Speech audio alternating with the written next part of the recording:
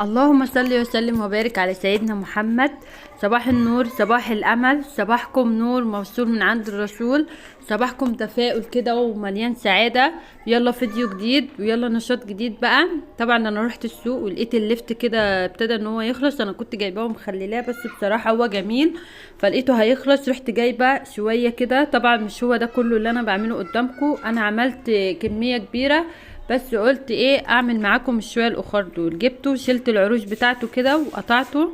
بوريكم ان العروش بتاعته خضرة وبنضفه كده، بشيل اي حاجه من عليه. طبعا يا ريت تفضل لما انت تجيبي اللفت تجيبي اللفتايه اللي هي راسها وسط كده او صغيره، ما تجيبيش الكبيره قوي عشان بتبقى من جوه بتبقى شيخه. فالشيخه دي بتبوظ اللفت وبتخليه يطرى وما بيبقاش حلو اخر حاجه.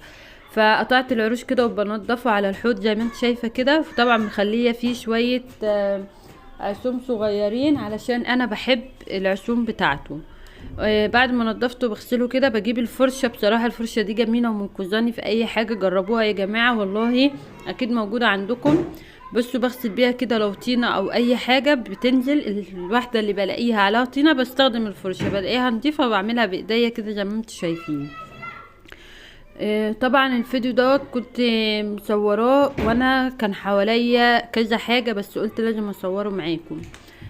غسلت كده اللفت كويس قوي وبقطعه بقطع كده. كنت بقطعها اي تقطيعة، ما تهتميش بالتقطيع يعني تقطيع عشوائي كده. اي حاجة جيبي الواحدة على 3 ولو كبيرة جيبيها على 4. بس اهم حاجة لو لقيتي في القلب حاجة شيخة يفضل ان انت تشيليها عشان ما تبوظلكيش اللفت بعد كده في التخليل وتلاقيه طري. فيفضل ان انت تشيليها من الاول. لما تجيبي اللفت هاتي زي ما قلت لك الراس الوسط دي، انا مخليها شوية عشوم عشان انا بحبها.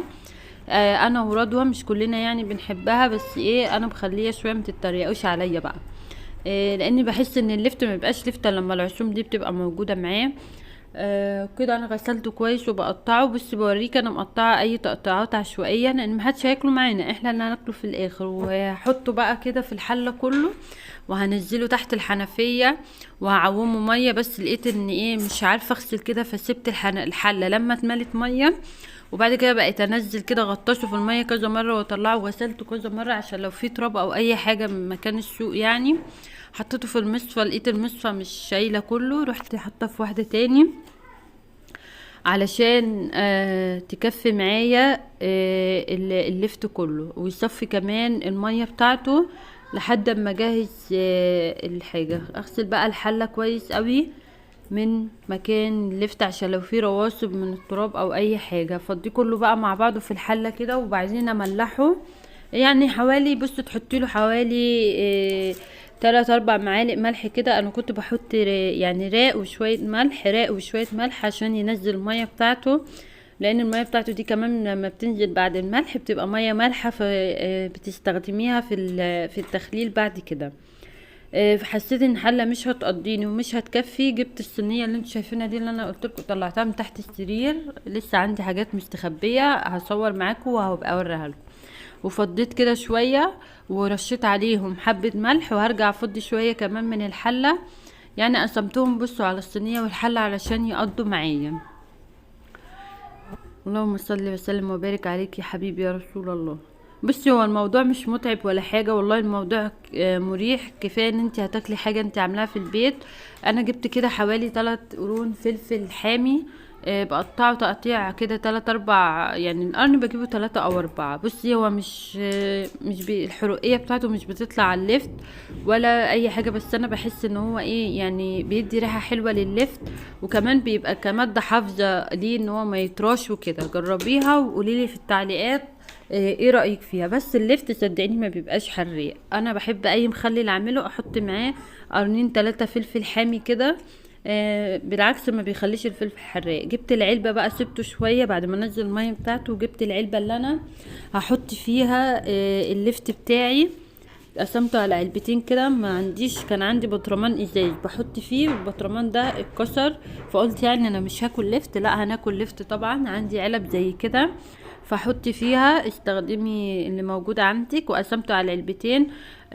طبعا كل لتر ميه بياخد 7 يعني من 6 ل7 معالق ملح. مش كتير دوت، لا مش كتير علشان اللفت معاكي يبقى طعمه مسكر وحلو. وما يبقاش تحس ان هو دلع، او تحس ان واحده طيبه وواحده نيه، يبقى كله سوا واحد. طبعا انا زي ما انتم شايفين البنجرايه انا كنت فيها ميه، بس بصوا اللون بتاعها جميل واحمر، كأني لسه جايباها من السوق. انا كنت بخليها لفت قبل كده زي ما بقول لكم، بس ديت كان بنجرايه كبيره فخدت منها، والباقي كنت حطاه في كيس الفريزر، ما حصلهاش اي حاجه. وطلعتها سبتها شويه كده، نزلت الميه بتاعتها وايه، وقطعتها كده قسمتها، وشايفين اللون بتاعها جميل احمر كاني لسه جايباه من السوق اهو. بص كده، وحطيت زي ما قلت لكم كل لتر ميه من 6 ل7 معالق ميه. بقول لكم اهو شوفوا لون اللفت، لون الميه بس لسه يعني ما سبتوش ولا حاجه، بس لون الميه لونها وردي واحمر وجميل. طبعا حسيت ان الميه مش هتكفي فزودت ميه وملح تاني. ولفت البنجر اللي انا كنت مقطعاه قسمته على العلبه، كل علبه حطيت فيها حتتين كده، واللي في الحله ده طبعا العلبتين ما خدوش، حطيت له برضو ميه بملح بنجر كده. وهشوف له علبه تاني ولا حاجه، مش هسيبه على حاله كده. طبعا هسيبه حوالي 4-5 ايام هيكون طاب، وهفتحه معاكم واوريهولكم شكله باقي. نكمل بقيه الفيديو بقى. طبعا انا كنت طلعت هدوم الشتاء بتاعت جوزي، بس يعني الدولاب الضلفه ما كانتش مترتبه قوي، فقلت هشيل بقى اللي هو مش عايزه، واحط بقى الحاجات اللي هو عايزه التقيله وكده، وارتب الضلفه كويس لان كان شكلها زي ما انتم شايفين متبهدل خالص.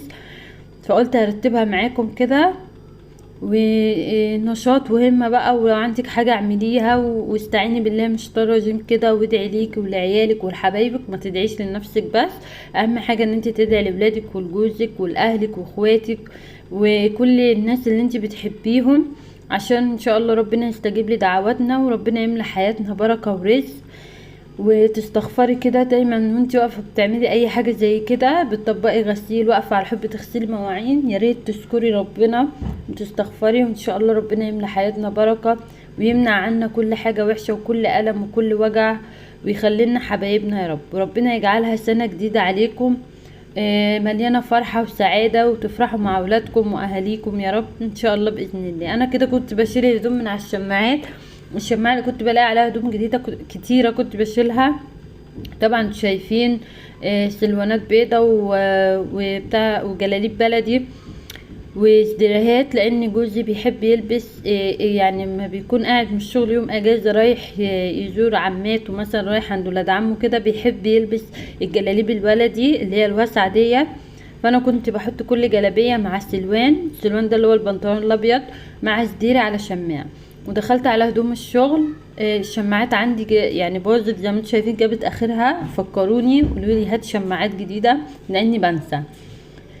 وهحط كده كل طقم مع بعضه، لما بلاقي ان بقى كتير بحط كام بنطلون على شماعه كده، وبرتب علشان ارتب الضلفه صح. ويعني بصوا علقت الهدوم كده، وكنت بصراحة يعني ايه بعمل، وانا كنت بعمل بسرعة. شايفين الاسدال اللي انا لابسه ده؟ انا يا جماعة والله مش تخينة التخن ده كله، لا اقسم بالله، بس الاسدال دوت اكتشفت ان انا بعد التصوير لقيت الاسدال ده متخني ويعني بصوا مخليني حاجة رهيبة. فصدقوني خلاص قلعته وراح لصاحب نصيبه، مش هلبسه تاني لانه بصوا يعني مخليني حاجة فظيعة.